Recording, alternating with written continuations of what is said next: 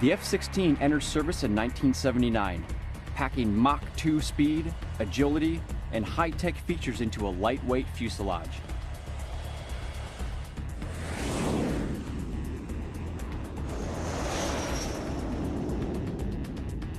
Equally incredible is that the creation of the F-16 utilizes a new design process that hasn't been used on a fighter before.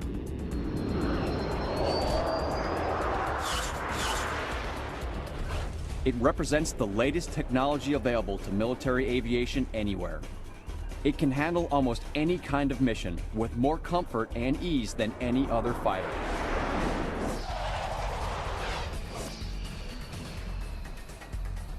Many see the F-16 as the ultimate dogfighter, a culmination of 60 years of fighter development.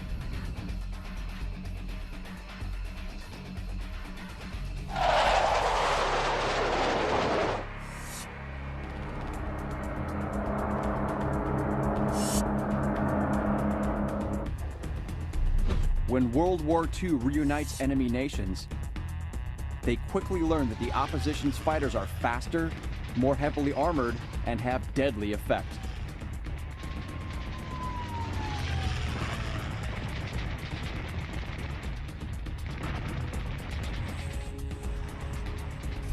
The need for a superior aircraft is fueled by the ongoing conflict.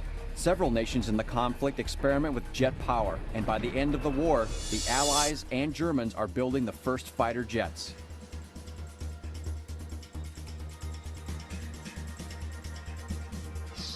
Nazi leaders recognize the importance of air power, and their financial contributions generate several breakthroughs in jet research. German designers are the first to raise the issue of compressibility, the drag and control problems encountered at high speed. Nazi engineers experiment with swept-back wing designs to reduce drag. The first U.S. jet takes flight in 1942. The Bell 59 Aerocomet is built around the Whittle turbojet, but its performance is inferior to other fighters, and production is canceled by 1944.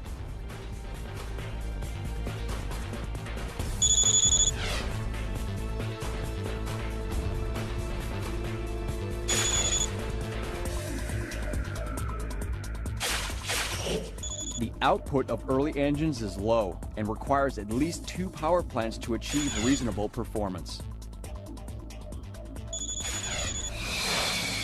While jet engine development radically progresses, many of the first fighter jets fail because the conventional airframe cannot equip a turbojet engine. The Republic F-84 is introduced with the same straight wings and tail of a World War II fighter, and several early flight tests result in fatal crashes.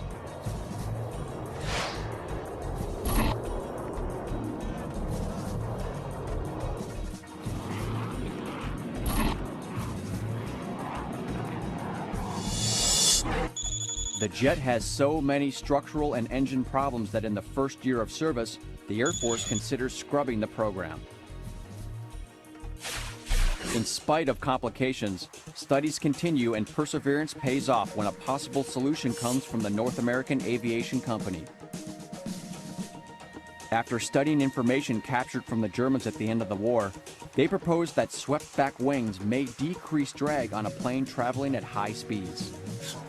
The U.S. Army Air Corps ends a 40-year association with the Army and becomes the U.S. Air Force in 1947.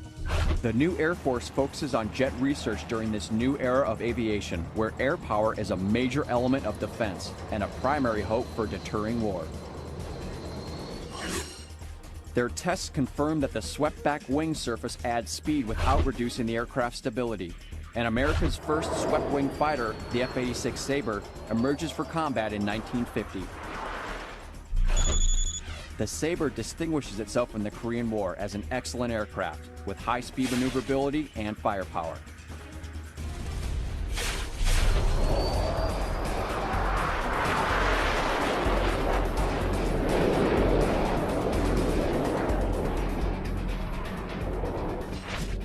But America is not the only country developing the swept-back wing design.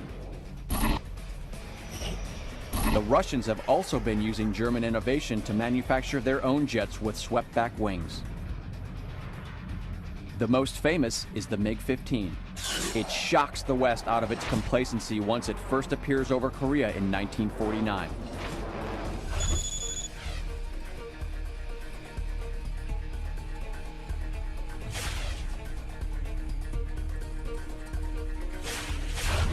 On June 27, 1950, the U.S. Air Force deploys to fight as an individual arm in the military for the first time.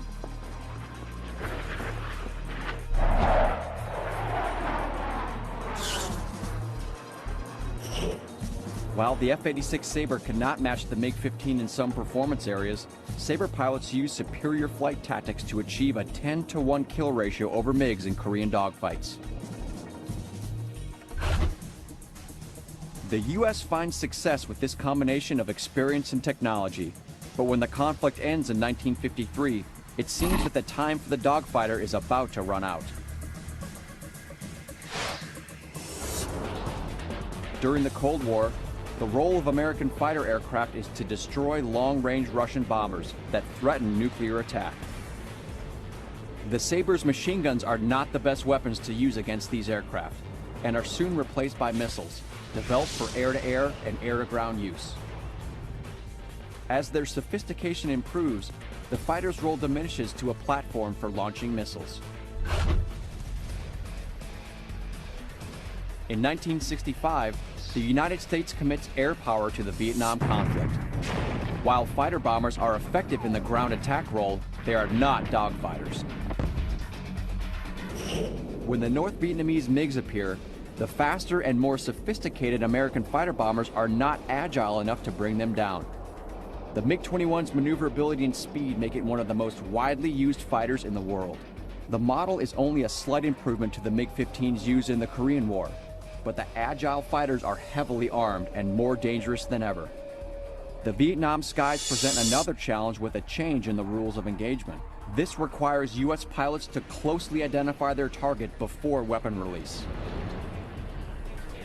The previous tactics of long-range missile attack are useless, and pilots must develop new strategies. While developing high-speed missile platforms, a truly versatile aircraft evolves. The McDonnell F-4 Phantom revolutionizes aerial combat with its sophisticated radar and deadly air-to-air missiles. But the F-4 is never a true dogfighter, and the combination of Mach 2 speed and maneuverability is only a temporary answer to the deadly MiG. The Navy soon finds a replacement that revives the concept of a dual-role attack fighter.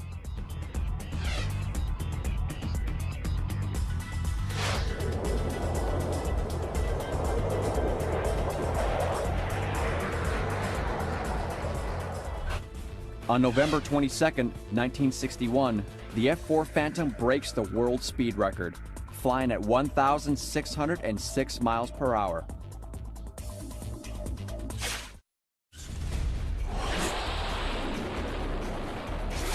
In the late 1960s, the United States Navy and Air Force worked to fill the void created by the lack of a high-agility dogfighter. The Navy announces a design contest among manufacturers for a new plane to replace the F-4 Phantom.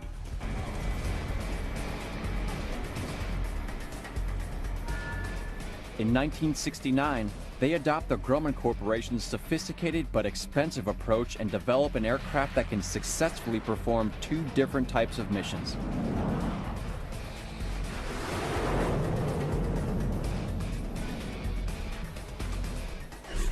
The Grumman F-14 Tomcat is a twin-engine aircraft with variable swept wings that adjust to suit the type of mission it is required to perform.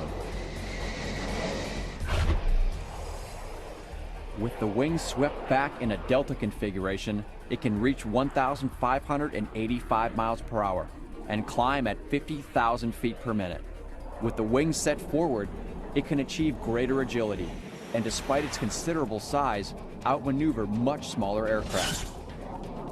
This versatile jet can still fulfill the important Cold War role as an aircraft that launches long-range guided missiles that are highly accurate.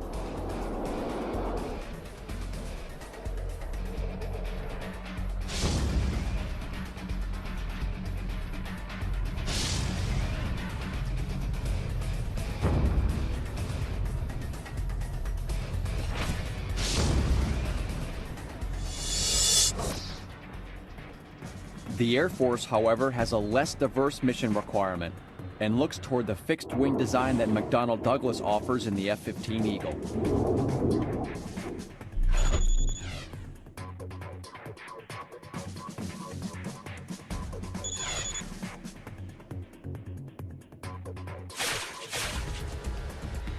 The F-15 Eagle embodies knowledge from Vietnam air combat to create a fast and agile fighter. This single-seat, high-performance fighter is without a doubt the best dedicated dogfighter in service. But while the Eagle excels in the skies, cost makes it virtually impossible to equip every Air Force squadron. The U.S. military needs an economical, high-performance fighter that can be built in sufficient numbers to compete with the Soviet threat.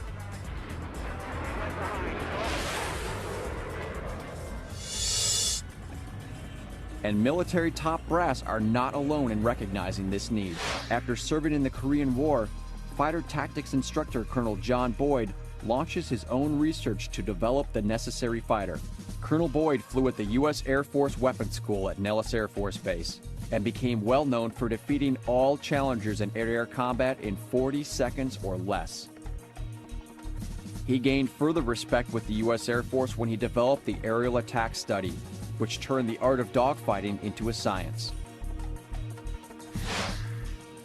Colonel Boyd works with mathematician Thomas Christie to develop the now famous energy maneuverability theory. This groundbreaking work enables fighter pilots to evaluate their energy potential at any altitude and in any maneuver, as well as the energy potential of their aerial adversary. Colonel Boyd goes on to show how his theory can be used as an effective tool for designing new fighter aircraft. The approach emphasizes an aircraft capable of quick changes in speed, altitude, and direction. Boyd and a group of like-minded innovators form a small advocacy group within the U.S. Air Force, dubbed the Lightweight Fighter Mafia. They conceived the Lightweight Fighter program, and in 1969, they secured funding from the Air Force to validate their theory.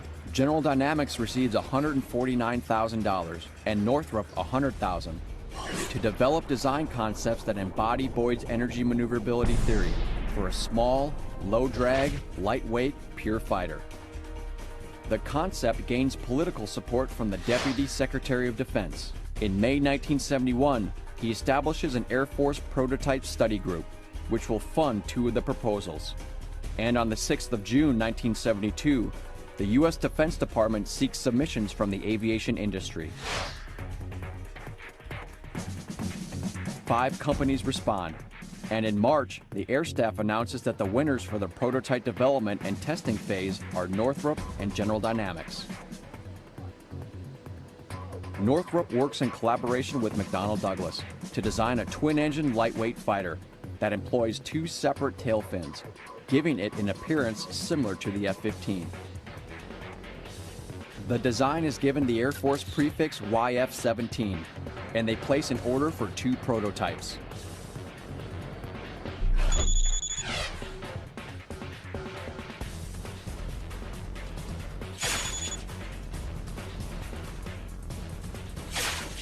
The General Dynamics concept employs a single-engine design of the same type used in the twin-engine F-15.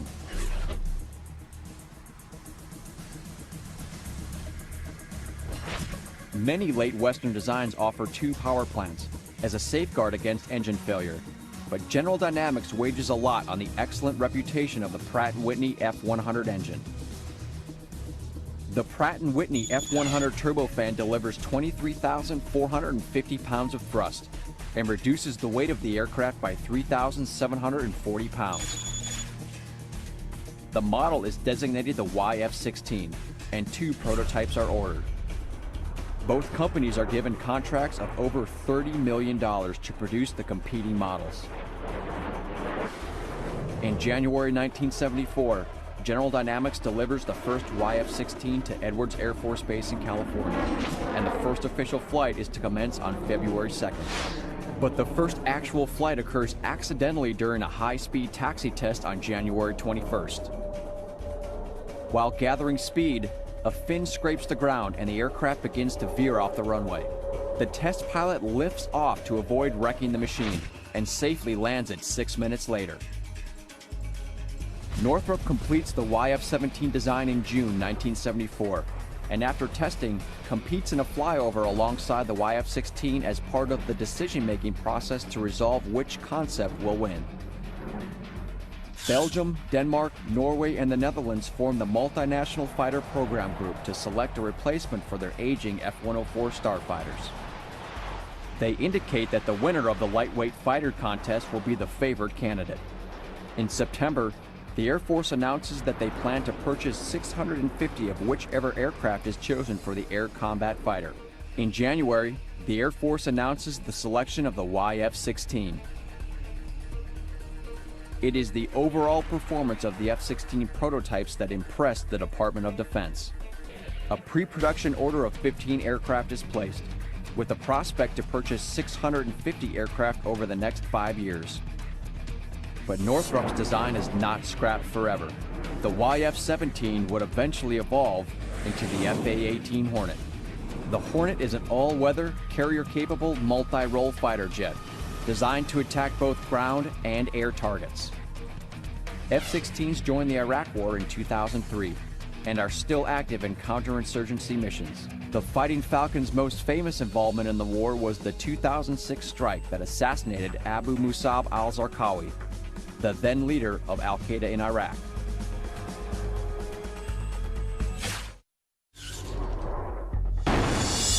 The U.S. Air Force names General Dynamics prototype, the YF-16, winner of the Air Combat Fighter competition in January 1975.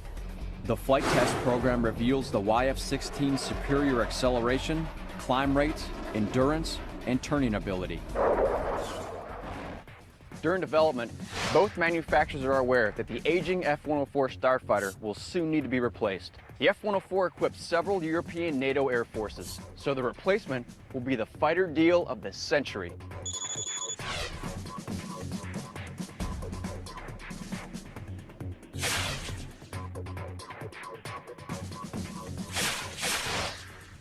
In May 1975, the prototype makes its first transatlantic flight for a sales tour to potential NATO customers.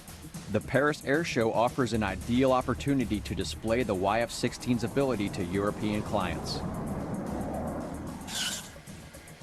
At the air show, General Dynamics chief test pilot Neil Anderson thrills the crowd and impresses experts with the red, white, and blue lightweight fighter. Many countries have been studying the design for some time. They are looking for a replacement European fighter that offers economy without sacrificing performance.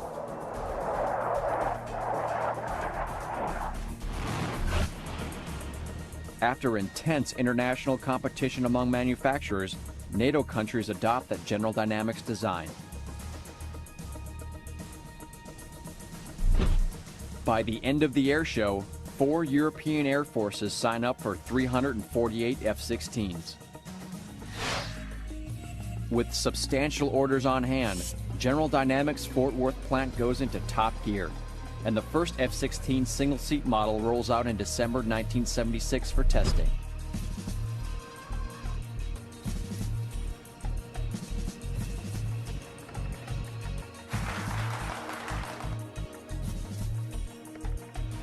When the plane is built, it represents the last word in technological design. At about 18,000 pounds, the aircraft is extremely lightweight, thanks to the use of advanced aluminum alloys. The cockpit has several features not seen in earlier fighters. Provisions are made to reduce stress forces on pilots as their F-16s maneuver. Sharp turns and sudden accelerations can put the pilot's body under severe stress from the forces of gravity, or G-forces. Higher G-forces cause problems with blood circulation and present a serious threat to the pilot. At 2 Gs, the pilot begins to lose peripheral vision, and by 6, he's in danger of blacking out. To improve the pilot's tolerance of G-forces, the seat is laid back at an angle of 30 degrees. This distributes the pilot's weight over a greater area and creates pressure for blood to return to the heart. The cockpit layout makes information readily available to enhance the pilot's situational awareness. The heads-up display, or HUD, projects visual flight and combat information onto the weapons sight glass directly in front of the pilot. without obstructing his view. The design also places controls at the pilot's fingertips, so during a fight, he never needs to look down into the cockpit. For easy and accurate control of the aircraft during high-G combat maneuvers, the side stick controller is used instead of the conventional center-mounted stick. So talk to me a little bit about the evolution of the flight control system in the jet, specifically the stick. When it first came out as a new concept, did the guys that were flying it like it, or was it kind of foreign to them? Well, it was truly foreign. It was a side stick, which was different from any airplane before it, the F-15 or the F-4. And the stick didn't have any movement at all in it. It was fixed. It took inputs based on pressure alone. No movement. No movement, and the pilots didn't like that. Did that end up making it easier to fly, more difficult to fly? Did it lighten the workload for the guy in the cockpit? It was a lot more sensitive control. And you get into what they call roll ratcheting, where you put what used to have been the right amount of input into a lateral move of the jet, but you would give too much and you would overcorrect. And it took a little bit, coming from a different background, to recalibrate your flying motor to what was the right input. But once you got used to it, it was great. It was very responsive as a fly-by-wire flight control system. The F-16 also employs an advanced radar for search, weapons control, and guidance.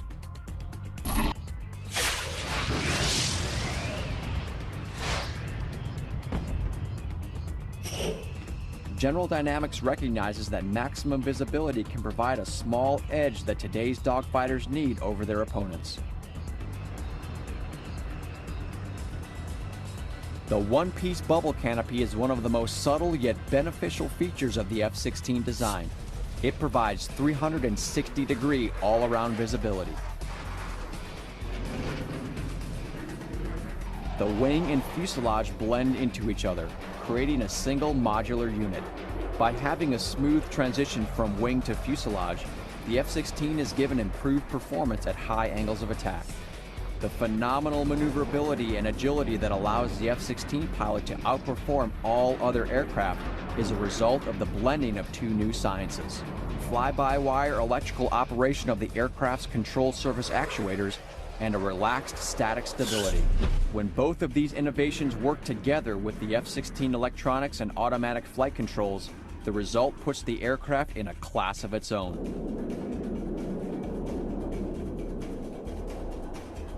The high-tech F-16 also uses a digital flight control concept. The flight control computer accepts the pilot's input from the stick and rudder controls and manipulates the control surfaces to produce the desired result without inducing a loss of control. They had certain advancements already by the time the F-16 was fielded, and one of them was the digital flight control concept. F-16 was the first one to have that kind of system. The airplane was able to be designed what's called statically unstable, so that it won't fly unless it has the assistance of a computer. So a computer actually controls all the flight control surfaces on that, sending signals to the hydraulics that move those surfaces, which is a direct contrast to how all previous airplanes were done. The F-16 is the first plane completely controlled by a computer, and many pilots call it the electric plane. It is also the first aircraft to feature a thrust-to-weight ratio greater than 1:1, providing enough power to climb and accelerate vertically at the same time. Quick turnaround speed is essential for any modern-day fighter. Its ability to land, quickly refuel, and rearm is fundamental to its effectiveness in combat. Because the manufacturers incorporate technologies that are already proven in aircraft like the F-15 and F-111, it allows designers to simplify the airplane and reduce its size, purchase price, maintenance costs, and weight. The aviation industries of the 4 participating European nations also benefit from the F-16's success through subcontracting, licensing, and ultimate assembly. The first and major assembly line is at General Dynamics plant in Fort Worth, Texas. The program is large and complex. Scale models must be used to achieve effective workflow.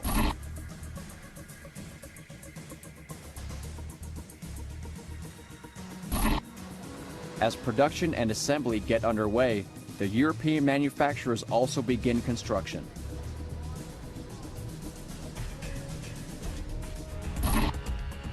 In August 1978, the first fully operational F-16 rolls off the line and begins pre-acceptance trials.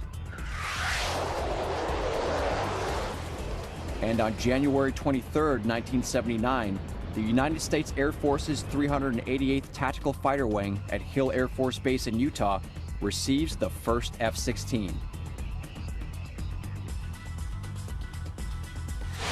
Hill Air Force Base holds the official naming ceremony for the new aircraft on July 21, 1980. And the F-16 is formally named the Fighting Falcon, after the mascot for the United States Air Force Academy.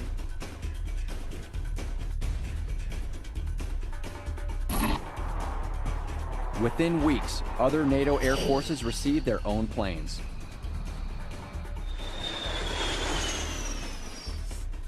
Increased interest in the F-16 spawns orders from around the world. In 1979, Iran orders 160 aircraft. But after a change in power, the United States cancels the order. Eventually, 79 aircraft from that order find their way to the Israeli Air Force.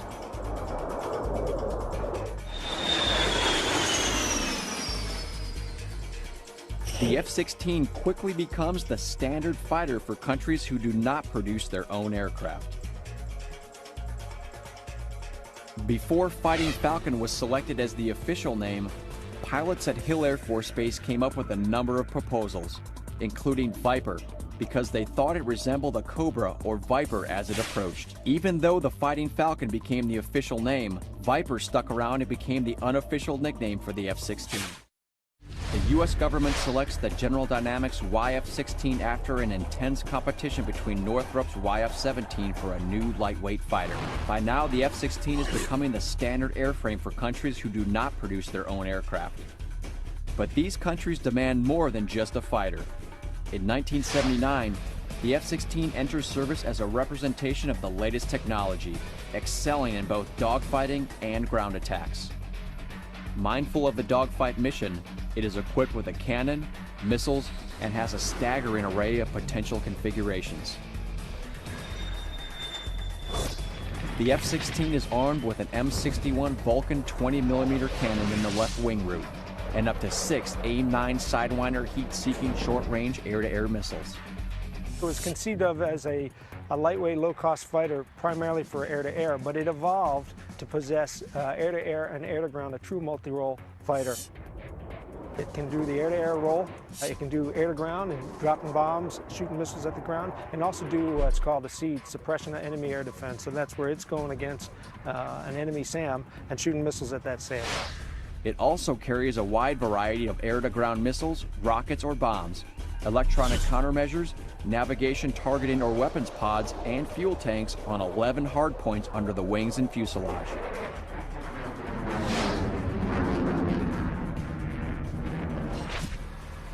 In addition to its traditional fighter role, pilots soon realized that the F-16 is highly effective in air-to-ground scenarios.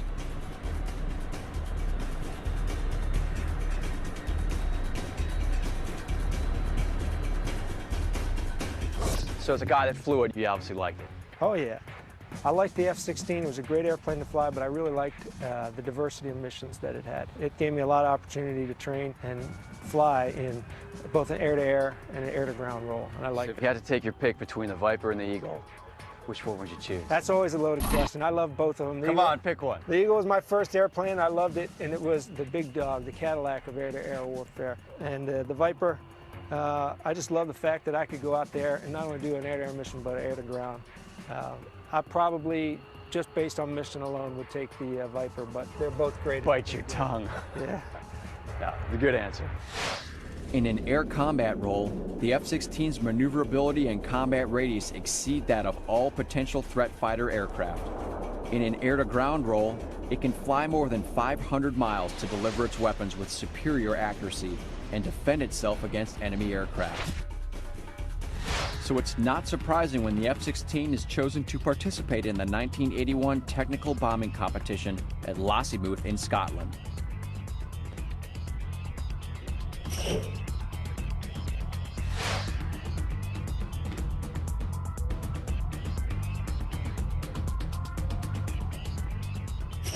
considered by some to be the penultimate competition of its kind.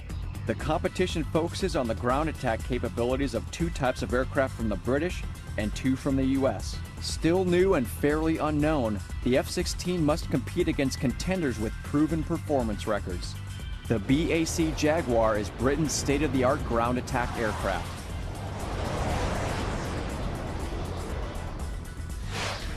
Another contender is General Dynamics F-111 swing wing bomber, which comes from the same stable as the F-16.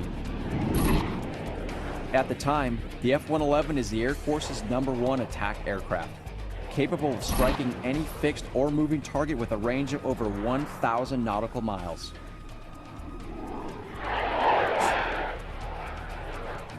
Employed by the Royal Air Force, the British twin-engine Buccaneer is a veteran with many years of service as a naval attack bomber.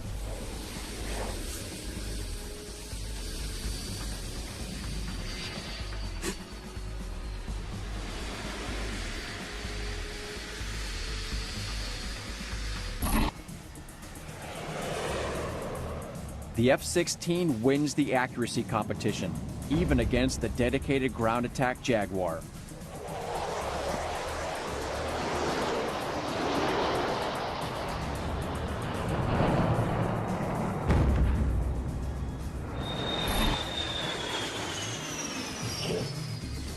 But the competition does not just test bombing accuracy. It involves all aspects of combat readiness and effectiveness: navigation, aircraft turnaround, pilot skills, and tactics.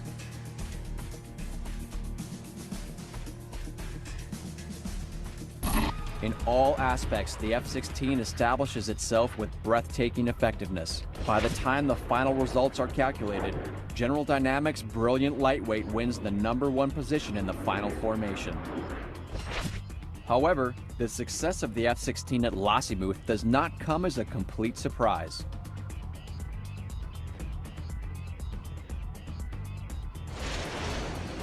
About a week before the competition, the Israeli Air Force demonstrates the F-16's bombing potential during Operation Babylon.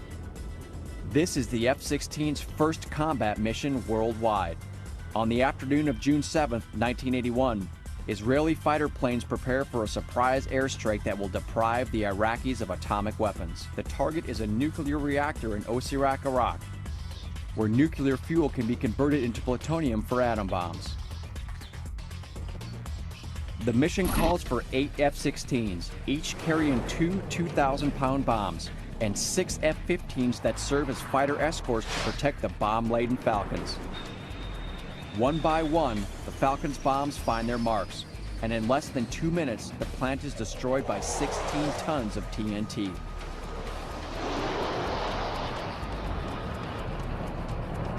The bombs penetrate the plutonium processing plant and cause the reactor to collapse. The success of the mission brings attention to the F-16's flawless maneuvering and fly-by-wire controls. And this is only the beginning of the Fighting Falcons' rise to glory. The F-16's first air-to-air combat success comes on April 28, 1981, when the Israeli Air Force shoots down a Syrian Mi-8 helicopter with cannon fire.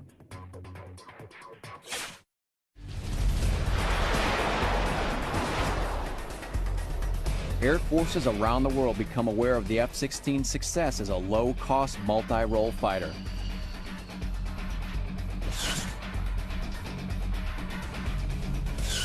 While United States F-16s see little combat in their first years, several other nations facing conflict turn to the Falcon, and it quickly proves successful. A year later, in 1982, Israeli F-16s demonstrate their fighter ability when Syria threatens Israel.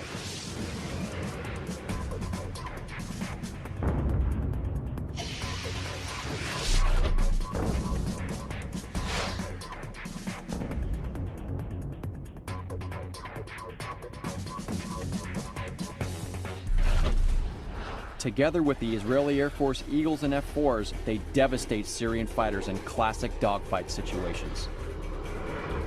One-on-one, Syrian MiGs are simply no match for Israeli F-16s.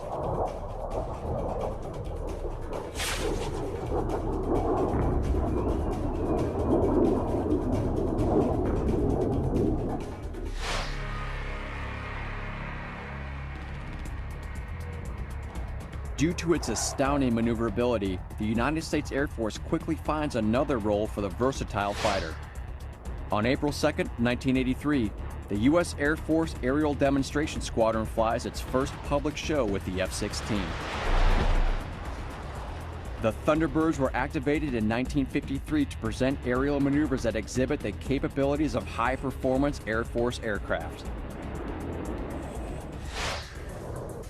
During the Soviet-Afghan War, Pakistani Air Force F-16s shoot down Afghan and Soviet ground attack and transport aircraft, operating in Pakistani airspace between May 1986 and December 1988.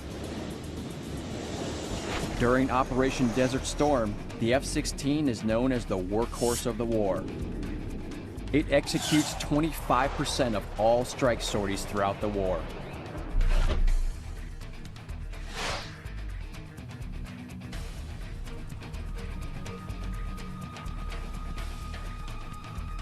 Averaging 300 to 400 a day, the Fighting Falcon is credited with flying 13,500 sorties, more than any other aircraft. In March of 1993, Lockheed buys General Dynamics and merges with another company to become Lockheed Martin. This new company continues to make the F-16s. When Desert Storm ends, United States Air Force F-16s begin patrolling the Iraqi no-fly zones. NATO F-16s see action during Bosnian peacekeeping operations in 1994 to 1995, flying ground attack missions and enforcing the no-fly zone over Bosnia.